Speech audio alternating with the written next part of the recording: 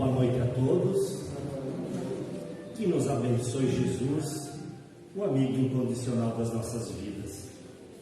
Que todos sejam bem-vindos à Casa Espírita Luz de Jesus, os que estão aqui na casa física, bem como aqueles irmãos que estão através do Facebook, nas suas casas, no trabalho, no carro. Que todos sejam bem-vindos. Antes de começarmos a noite de hoje, nós queremos pedir a todos que vamos fechar os nossos olhos, pois vamos fazer uma leitura em forma de oração.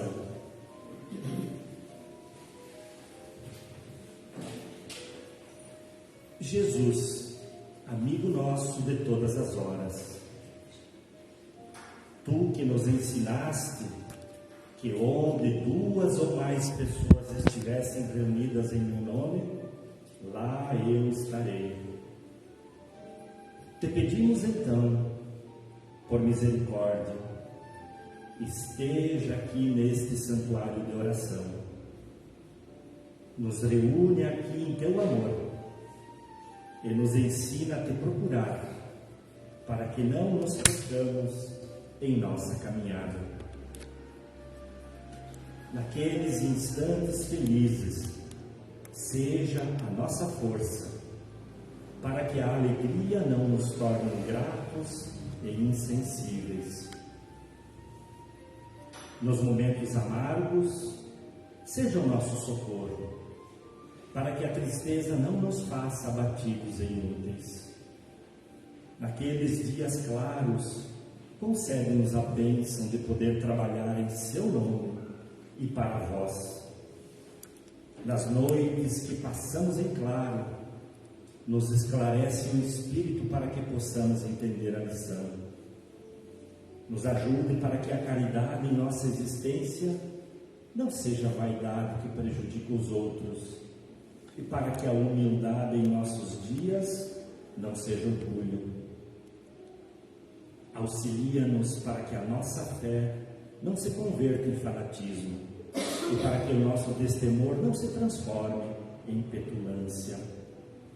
Senhor, nos ensina a servir sem perguntar até quando, a sofrer sem magoar, seja quem for.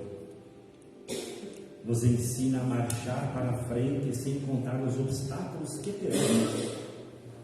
Nos ensina a compreender o próximo sem exigir entendimento. Senhor, fortalece em nós a paciência para com as dificuldades dos outros, assim como precisamos da paciência dos outros para com as nossas próprias dificuldades. Auxilia-nos, sobretudo, a reconhecer que a nossa felicidade maior será de cumprir os desígnios onde e como queiras, hoje, agora e sempre. E que o amor e a vontade de te servir seja o nosso mais puro sentimento. Que assim seja. Então, meus irmãos, hoje nós temos a Amber Porte, ela é do Grupo Espírita Allan Kardec e está aqui para falar sobre este tema incrível.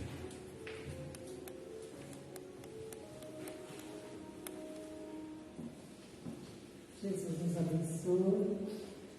Para nós é uma grande alegria estar aqui. Agradeço ao Marcos, e a Elisete, sempre pelo convite carinhoso que me fazem, me dando essa oportunidade. Vocês vão entender por que, quando terminar a palestra, porque eu digo que é uma alegria para a gente falar, Falar sobre a doutrina espírita e alguns determinados temas dentro da doutrina espírita em particular, eles são tão legais, eles nos trazem tanto ânimo, e esse é um deles, a imortalidade da alma. Quando a gente fala a respeito da questão da consciência, nós encontramos duas alternativas que se nos oferecem.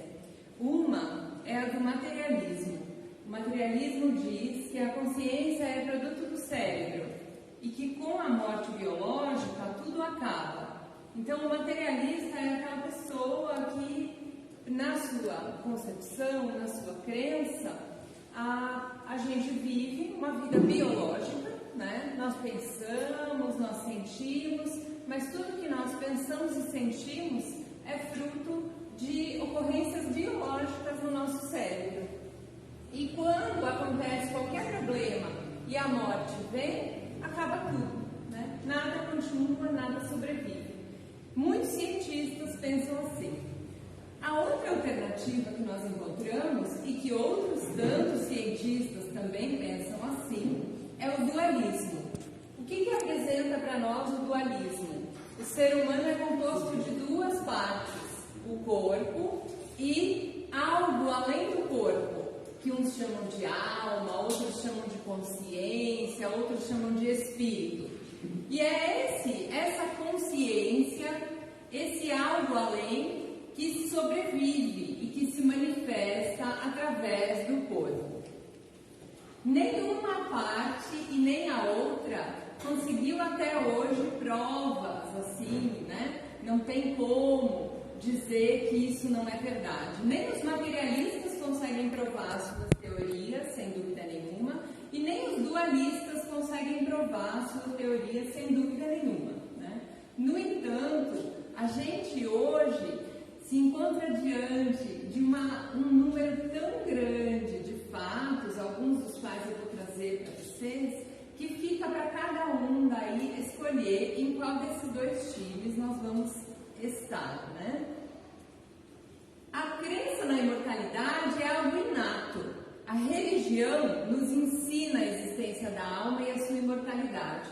Desde o início da civilização, quando começam os primeiros primórdios de sentimento religioso, já o ser humano traz essa ideia inata de que algo sobrevive, né? De que a alma sobrevive. Mas o Espiritismo nos dá uma prova viva e palpável, não mais pelo raciocínio, mas pelos fatos. Então a gente vai encontrar alguns filósofos, por exemplo, em Sócrates, em Platão, em Descartes, né? Já mais perto aqui de Kardec, filósofos que acreditam na existência da alma, mas eles chegam a essa conclusão pelo raciocínio, né? No entanto, hoje a gente está numa época onde não só o raciocínio e a dedução lógica nos falam da existência da alma, mas fatos se nos apresentam. Isso Allan Kardec vai dizer na Revista Espírita de março de 58. Então, o dualismo vai nos propor o quê? A existência de um corpo, mas também a existência de um espírito que sobrevive ao corpo. Quando a gente abre o Livro dos Espíritos, a gente vai encontrar lá na primeira página que ele contém os princípios da doutrina espírita sobre a imortalidade da alma. Então, a imortalidade da alma é um princípio básico do espiritismo. Quando eu vou conversar com alguém e essa pessoa é materialista, não adianta eu falar para ele sobre cura, sobre reencarnação, não adianta nada se ele não tiver a imortalidade da alma clara. Então, a imortalidade da alma é o primeiro degrau que a gente tem que subir para poder galgar os outros. Se eu não tenho certeza da imortalidade da alma, nada mais que eu estude dentro do espiritualismo ou mesmo dentro do espiritismo vai fazer sentido para mim. Então, a primeira crença que tem que estar fortalecida, o primeiro princípio que tem que estar claro, é o princípio da imortalidade da alma. O corpo morre, a alma sobrevive. Ela continua.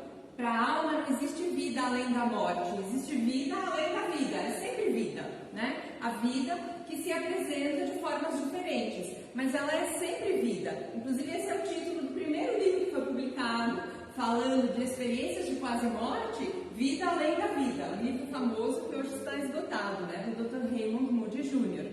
Então ali no Livro dos Espíritos, Kardec já coloca a imortalidade da alma como a base, né, da doutrina espírita, sem falar na natureza dos espíritos, nas suas relações com os homens, nas leis morais, a vida presente, a vida futura, o porvir da humanidade.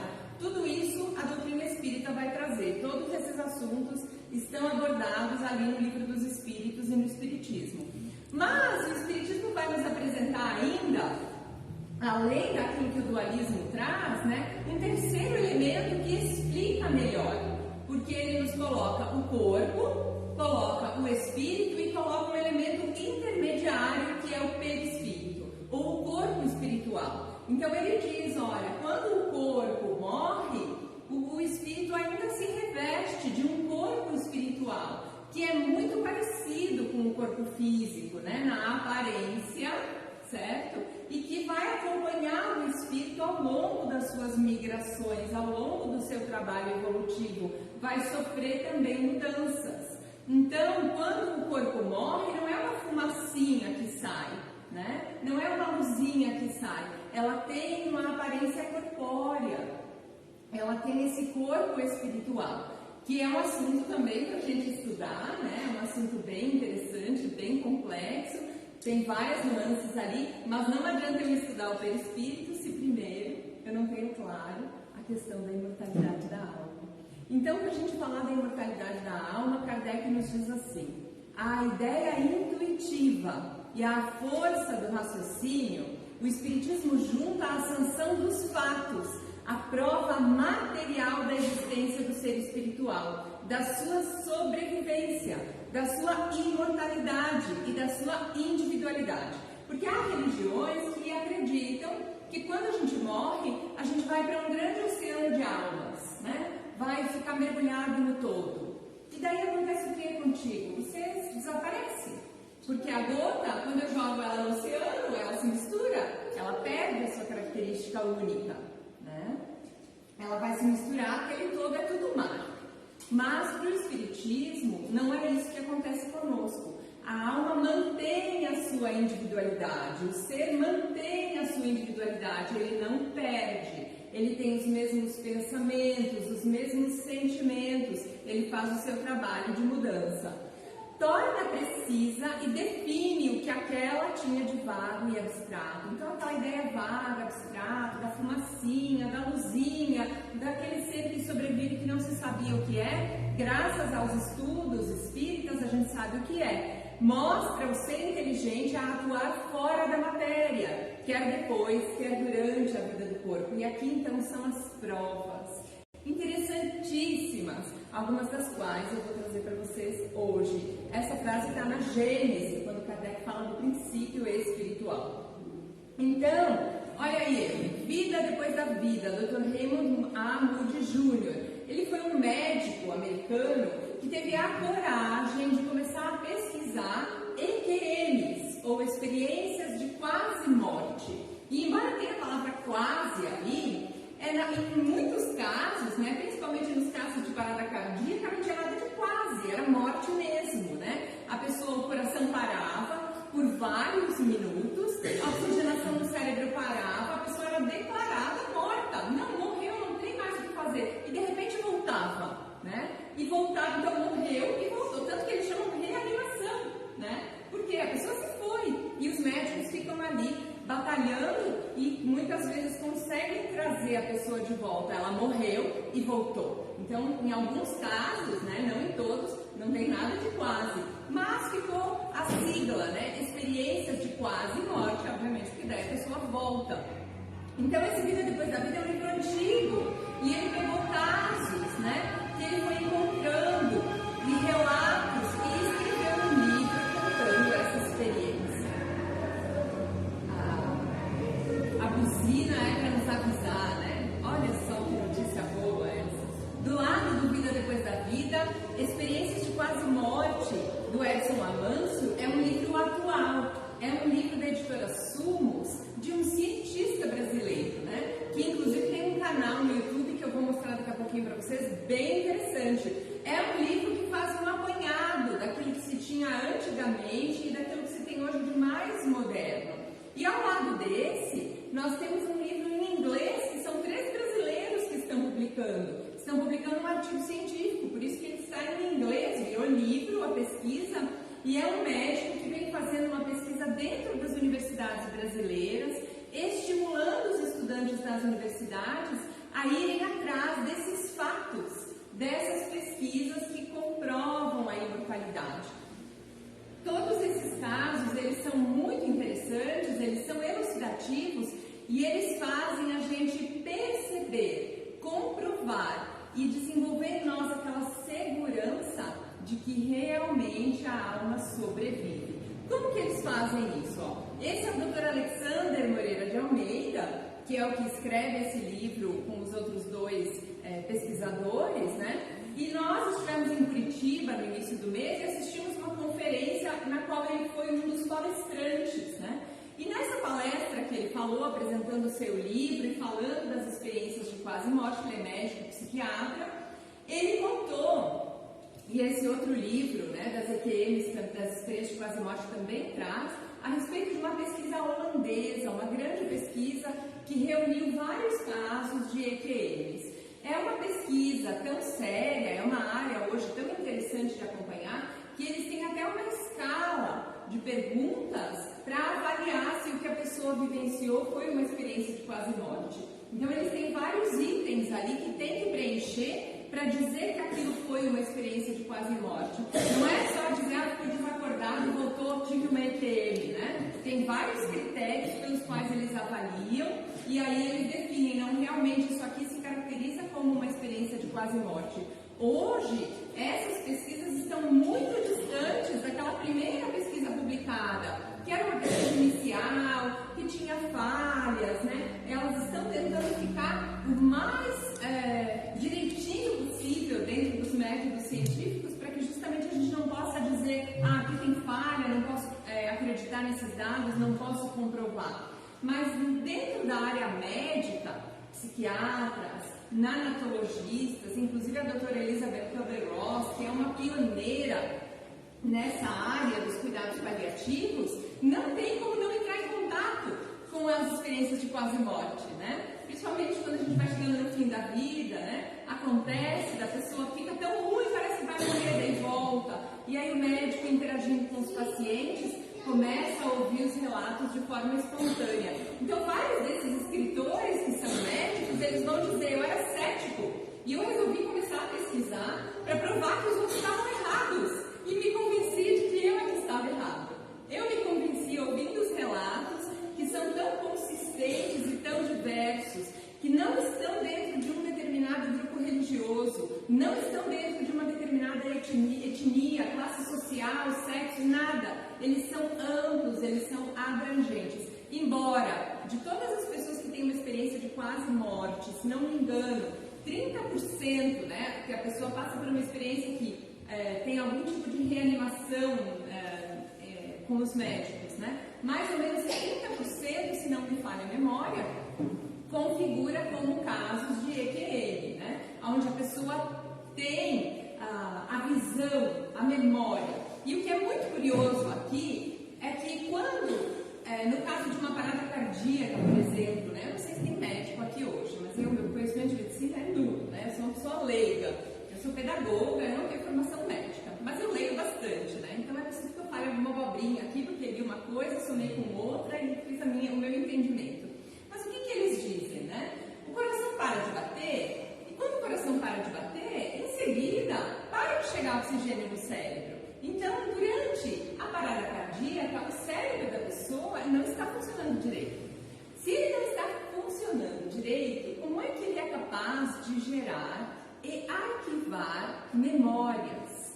Não só memórias de coisas que acontecem com a pessoa, como ela é capaz de presenciar coisas que acontecem na sala onde ela está, desacordada, inconsciente, sendo atendida, tentando ser reanimada, e ela consegue falar tudo o que aconteceu na sala. Inclusive tinha um médico num desses casos, que era um médico japonês, e o médico, depois que punha as luvas cirúrgicas, ele era muito consciencioso, ele não mexia as mãos para não encostar em nada e não contaminar as luvas. Então, se ele tinha que mostrar alguma coisa para algum dos enfermeiros, ele usava os cotovelos. E ele usava os cotovelos, então, para mostrar aqui, faz isso aqui e tal. E era o único médico que tinha essa mania, né, ali no hospital. E só quem sabia disso eram os outros médicos e os enfermeiros que entravam na sala de cirurgia com ele. Fora dali, ele não tinha por que fazer isso. E uma das pessoas que tem uma EQM, enquanto esse médico é um dos que estão atendendo, quando ela vai fazer o relato, ela diz, o médico batia os braços como se ele quisesse levantar voo, como se ele fosse uma galinha. Porque, claro, a pessoa está olhando e ela está vendo o médico fazer assim e diz, mas o que ele está fazendo? Ele não sabe.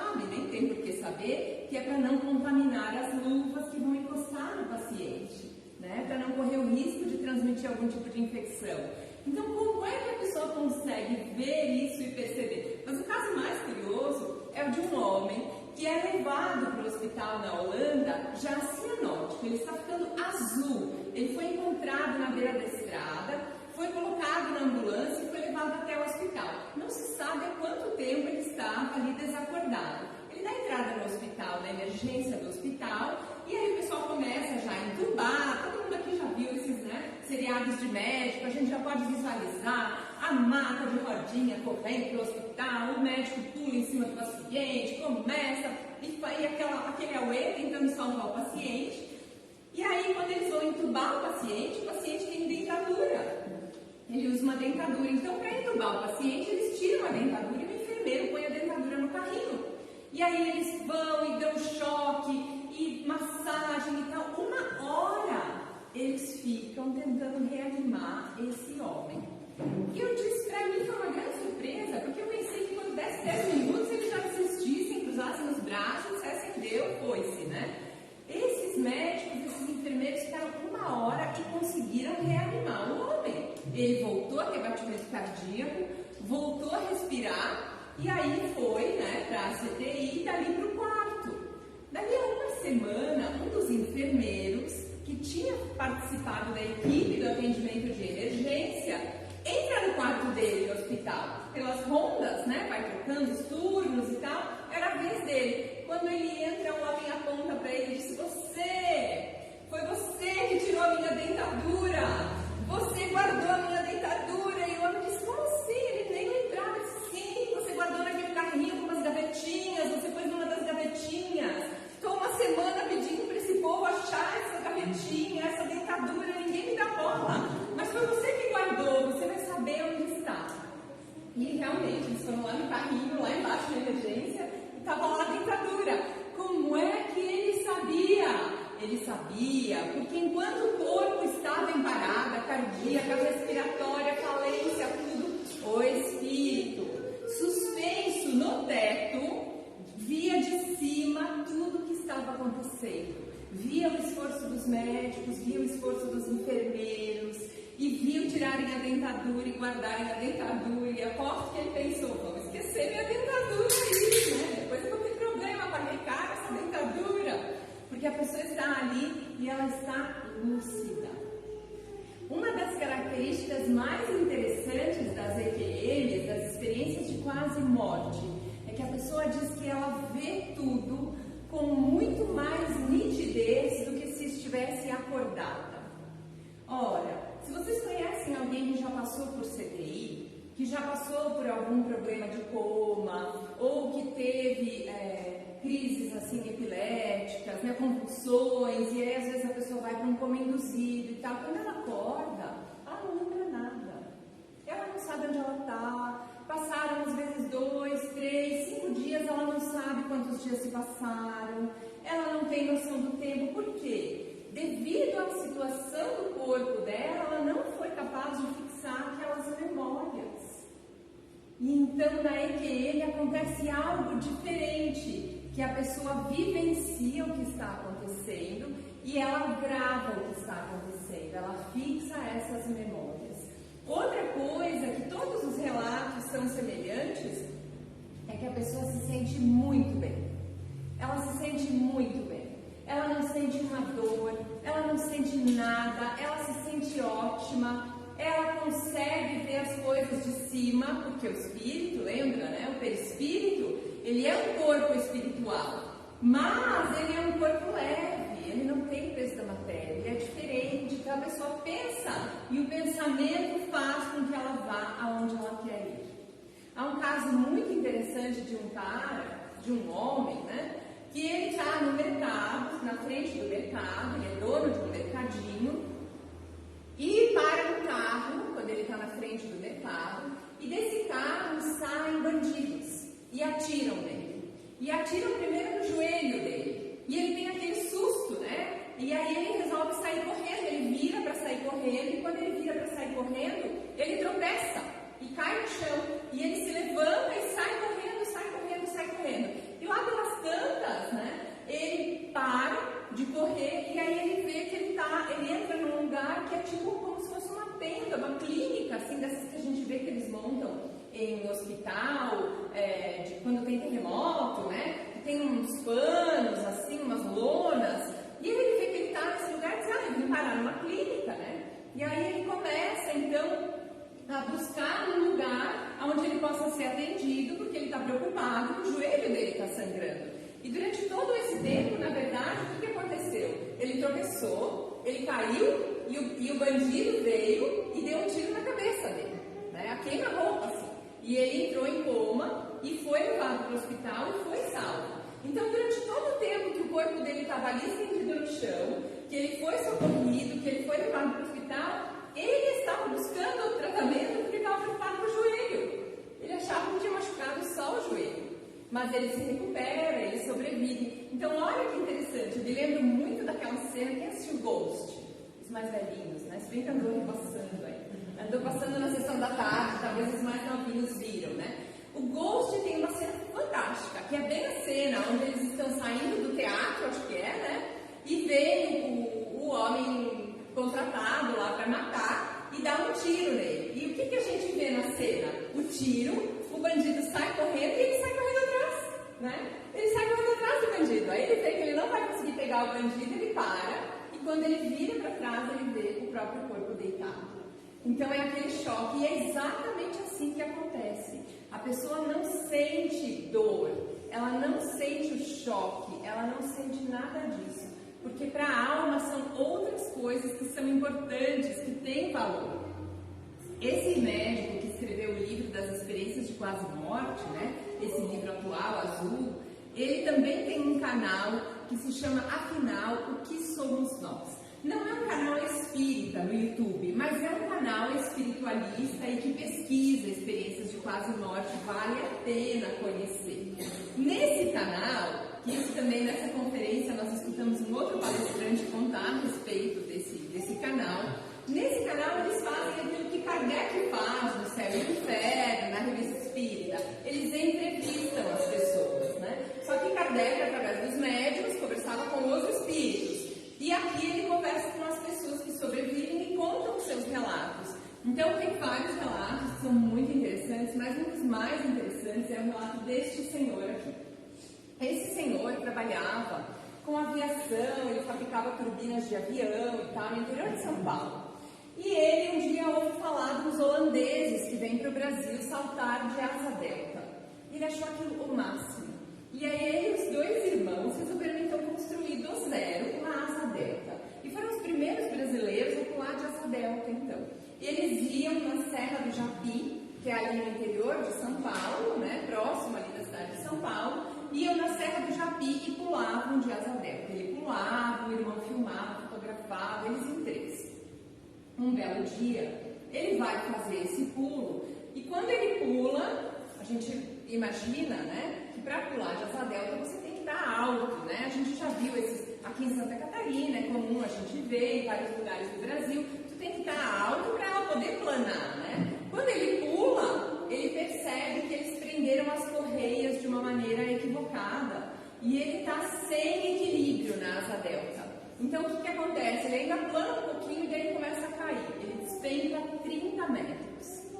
Imagina, gente, o que é de nós se a gente despencar, né? 5 metros. Bom, eu posso cair 30 centímetros, que eu já estou me estourando hoje em dia, né?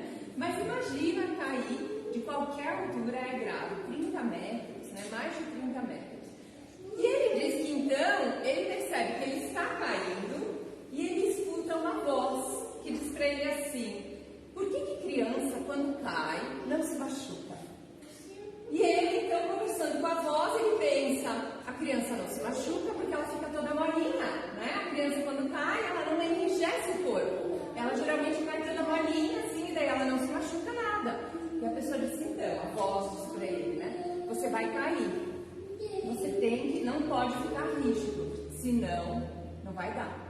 E aí ele diz, bom, então como é que eu vou fazer, né? Para cair, o chão chegando, né? Em 5 segundos, ele diz assim, eu vou fechar os olhos para não ver a hora que eu vou cair. E aí vou fazer um esforço para relaxar todo o corpo. Então ele fecha os olhos e ele relaxa todo o corpo. E aí ele diz que a próxima coisa que ele escuta um barulho, e aí a próxima coisa que ele vê é que ele está flutuando, né? Está subindo. E uma voz diz para ele, sobe, você tem que subir, sobe. E aí ele vai indo, e aí ele vê o irmão dele, né, que estava lá no morro da onde ele saltou, largar a mochila e sair correndo, descer o morro desinvestado, né? E ele olha e diz, bah não, né? Bah somos nós aqui. Mas ele olha e diz, meu Deus, né? Largou a mochila, na mochila tinha as câmeras, os filmes, as fotos, todos os registros dos saltos que eles faziam. Ele está correndo, desinvestado, ele nem viu onde ele largou a mochila. Vai perder a mochila. Que dó. E aí ele marca, da onde ele está, ele marca, porque piloto, né, tem essa noção, assim, se fosse eu, nunca mais recebi essa mochila na vida. Mas como era um piloto, ele marca os pontos de referência, a árvore, isso aqui, tá, faz uma triangulação para poder achar a mochila depois. E ele contando, ele diz, não é que eu seja pegado. Eu não sou matador, né? Toda a nossa história estava ali naquela mochila dos nossos voos, dos nossos saltos e tal. E isso a gente está falando de 1970, 80, onde as coisas eram mais difíceis de conseguir, não era tudo tão descartável, né? Como hoje. E aí ele marca, então, onde caiu a mochila. E ele continua subindo, e ele diz que ele quer olhar para ver onde ele está e que ele não precisa virar a cabeça para olhar para trás. Que ele vê tudo. E isso é uma coisa muito legal, muito interessante, porque o que a gente aprende estudando o Espiritismo? Que o Espírito não precisa dos olhos para ver, o que precisa do olho para ver é o corpo. Então, quando a gente está no corpo, a gente precisa do olho, da boca, do ouvido, tudo está funcionando, né? Precisa todo um aparato neurológico funcionando para poder enxergar. Mas quando eu saio do corpo, eu não preciso. O Espírito vê de uma maneira diferente. Mesmo com o perispírito. Veja como o perispírito é parecido com o corpo, mas não é igual. Porque ele consegue ver atrás sem precisar virar a cabeça. Ele tinha a visão 360 graus. Era só ele pensar para onde ele queria olhar que ele via. E não precisava virar a cabeça. Enfim, é uma experiência, é um relato longo, é mais de 1 hora. Ele conta, né, todo o relato. Chega um momento em que ele volta para o corpo, né, ele tem outras experiências, ele volta para o corpo. E para resumir a história para vocês, obviamente que ele sobreviveu, que está aí contando, né, para nós, mas ele quebra todo o lado direito do corpo dele com a queda. Ele estava de capacete, o capacete esfarela na cabeça dele, ele estava de bota, as botas são arrancadas com o impacto, ele estava de luvas, as luvas são arrancadas com o impacto, assim, é um horror, né? Não se sabe por que ele não morreu, né? A gente sabe se não morreu, porque não era a hora. E a gente já consegue perceber na voz que conversa com ele, por que criança não cai quando se machuca, a presença do amigo espiritual, né? Porque ele se sente amparado, né, no momento do acidente. Então, são relatos que muita gente diz assim, eu só acredito se alguém voltar e me contar, né? Tá aí um relato.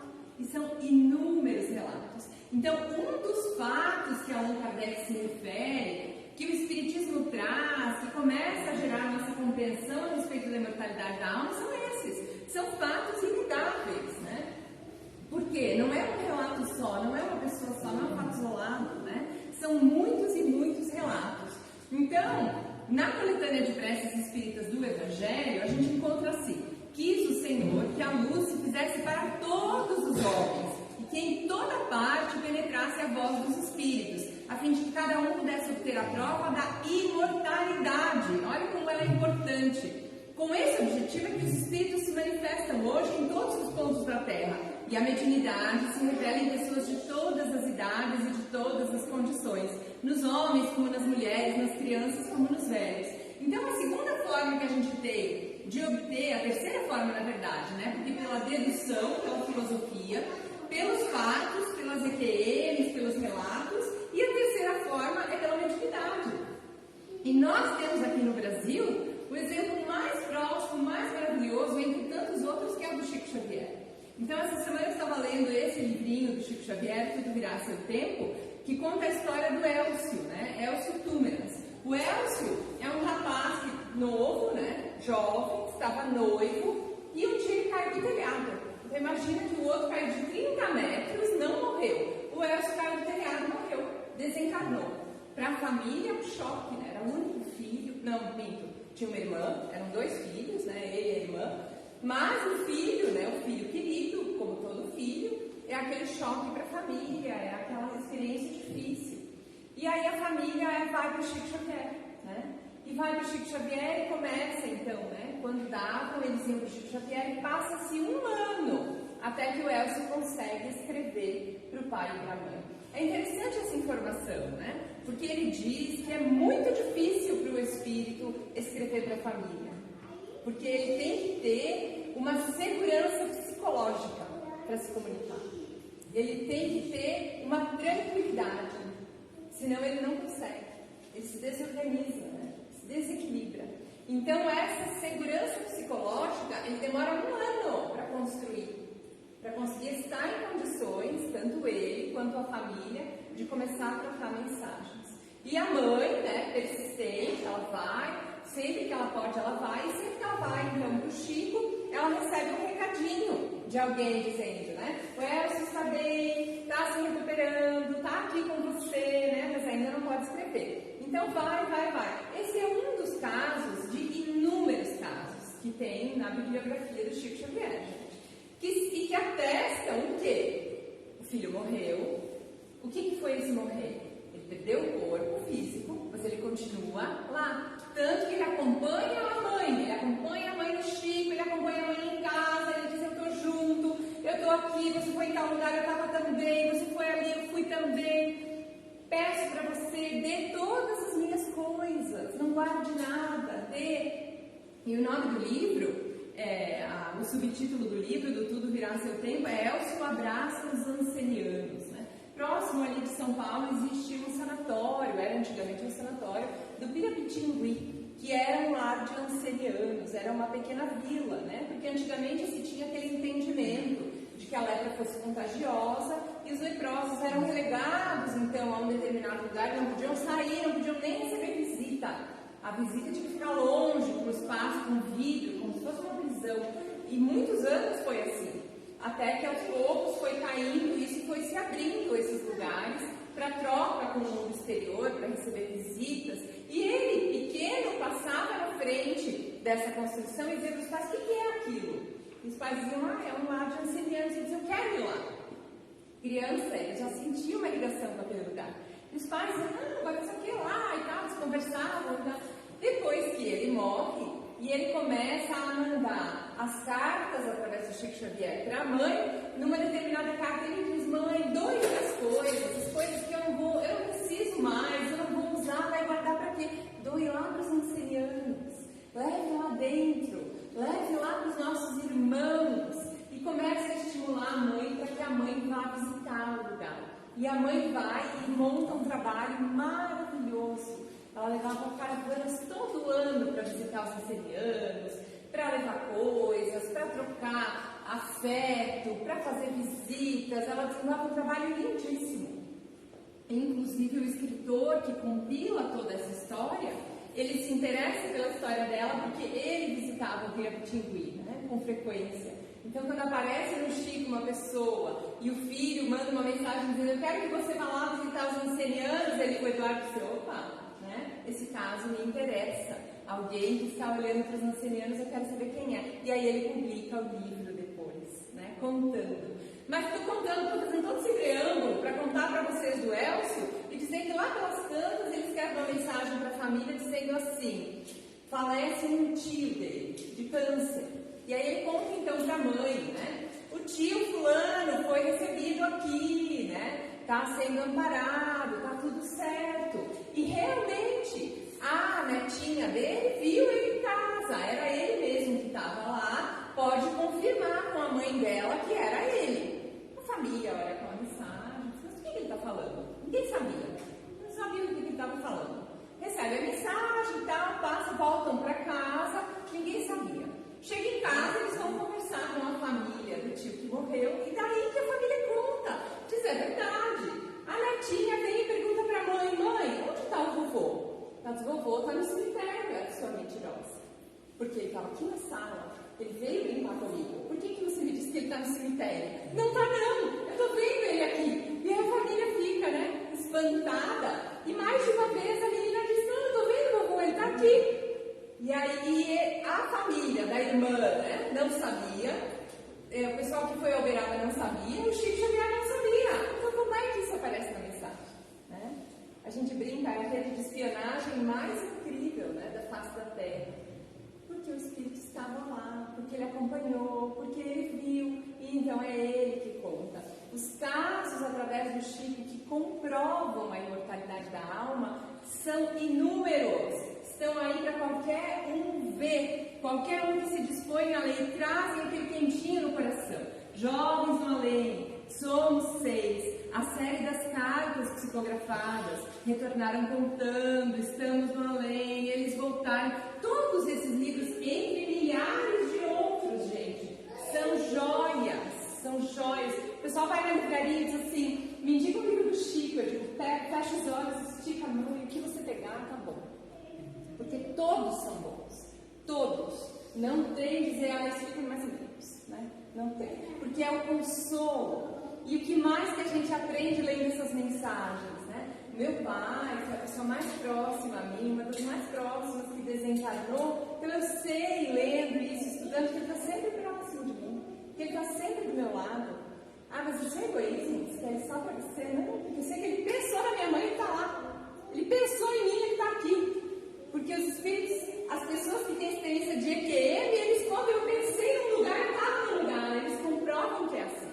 Então o espírito não precisa mais pegar ônibus, metrô, avião, nada. Ele pensou em mim, ele está aqui comigo. Ele pensou na minha mãe lá em São Paulo, ele está lá em São Paulo com a minha mãe. A minha irmã mora longe, em outro lugar ele pensou nela, ele está lá, é uma beleza. O espírito tem liberdade de ir aonde ele deseja. Então se ele quiser estar do nosso lado, ele vai estar. Se ele quiser vir nos abraçar, ele vai nos abraçar. É aquele momento que a gente lembra, aquela saudade. Ai, fulano, ele está ali. Ele está ali. Eu só não consigo vê-lo com os olhos do corpo físico. Mas, à medida que eu vou desenvolvendo outros sentidos, eu consigo percebê-los. Eu consigo sentir que eles estão ali, visitando, nos ajudando, nos amparando, acompanhando as nossas dificuldades, nosso dia a dia. Porque uma das coisas mais lindas da imortalidade da alma é isso, o amor se perpetua. E aquele que nos ama, ele jamais vai ficar longe de nós, porque nos ama. Onde já se viu Deus criar o amor e separar as pessoas? Isso não existe. Então é uma separação temporária. E esse é um ensino profundamente consolador. Para terminar, Victor Hugo, grande escritor francês, que era contemporâneo de Kardec, ele tinha uma filha que saiu um dia com o marido e mais 2 pessoas, uma criança, saíram de barco, veio uma tempestade, virou o barco, morreram os 4. E um tempo depois, morreu a esposa do Victor Hugo.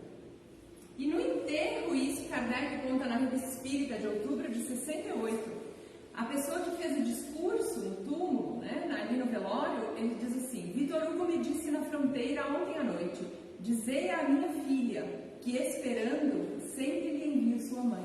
Então a filha que já tinha morrido, né? E aí ele diz, então diz para minha filha que eu mando a mãe, né? Depois vou eu e nós vamos nos reunir. Está dito e creio que está entendido. Adeus, mas até a vista. E o irmão da senhora Victor Hugo, numa carta para um jornal, ele diz assim, separamos-nos dilacerados, mas calmos e persuadidos, mais do que nunca, que o desaparecimento de um ser é um encontro marcado com ele numa hora indefinida. Então, nunca é adeus, é sempre até logo, né? Até mais ver, como se dizia no interior, né? Até logo. Logo nos veremos, logo nos encontraremos. Então, queridos, eu quero terminar, por isso que eu digo que é uma alegria, né? Porque a gente fala, não tem como ficar desanimado, gente, depois de ouvir isso, né? Porque é a frase de Paulo, onde está, ó morte, o teu aguilhão? Não existe. A morte é uma passagem, é uma coisa transitória, mas a alma sobrevive sempre. Então, para terminar, deixo vocês com um poeminha, né? Que é também uma música, que diz assim, na alegria ou na dor, manteremos sempre a calma, não esquecendo o amor e a imortalidade da alma. Tudo se torna mais simples para o nosso coração, que bate com fé na vida para chegar à perfeição. Que Jesus os abençoe.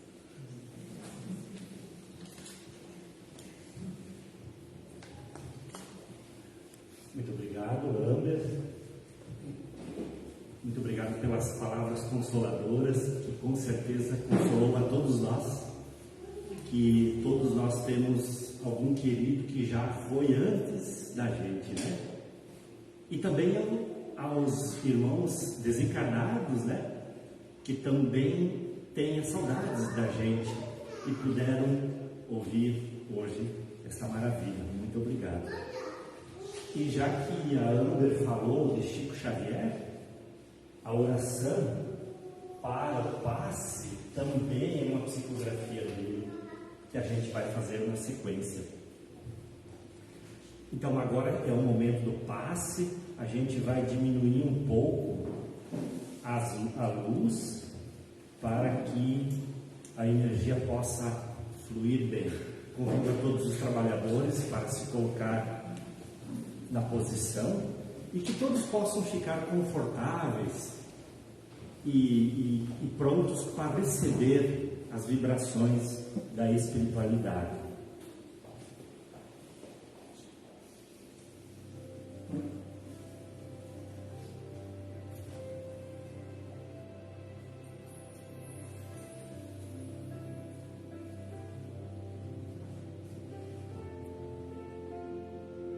O poema é do Monsenhor Horta, Pai Nosso, para Chico Xavier.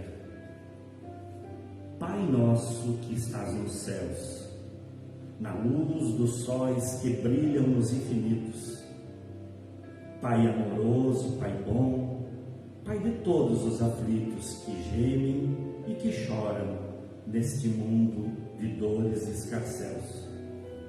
Santificado, Senhor, seja teu nome sublime, nome que em todo o universo exprime ternura, concórdia, misericórdia, exprime amor. Venha ao nosso coração, Senhor, o teu reino de bondade, reino de paz, reino de claridade, nesta estrada augusta que nos leva à perfeição. Cumpra-se o teu mandamento, mandamento que não vacila, mandamento que não erra, seja nas engrenagens dos céus, seja nas estruturas da terra, de luta e de sofrimento, onde ainda nos deparamos com tanta mágoa e tanta dor. Livra-nos, Senhor, de todo o mal. Dá-nos hoje o pão em nosso caminho. Permitas que ele seja amassado com o trigo do amor, nas mãos de carinho dos nossos amigos espirituais. Perdoa-nos, Senhor, os débitos tenebrosos, de passados escabrosos, de iniquidade e de dor. Auxilia-nos também nos sentimentos cristãos, de amar os nossos irmãos que vivem distantes do bem. Com a proteção de Jesus, livra nossa alma do erro, neste mundo de desterro, distante ainda da tua luz.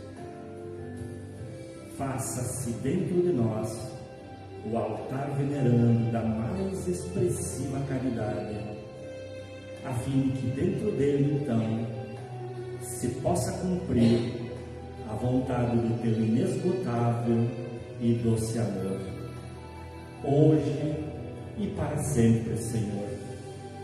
Muito obrigado, Mestre Jesus. Obrigado, Pai de nossas vidas.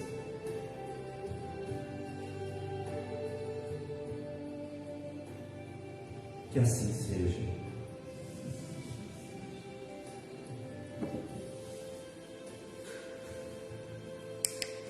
Muito obrigado pela presença de todos. Que a hora que desejarem podem retornar aos lares e levem até os familiares a luz de Jesus. Obrigado.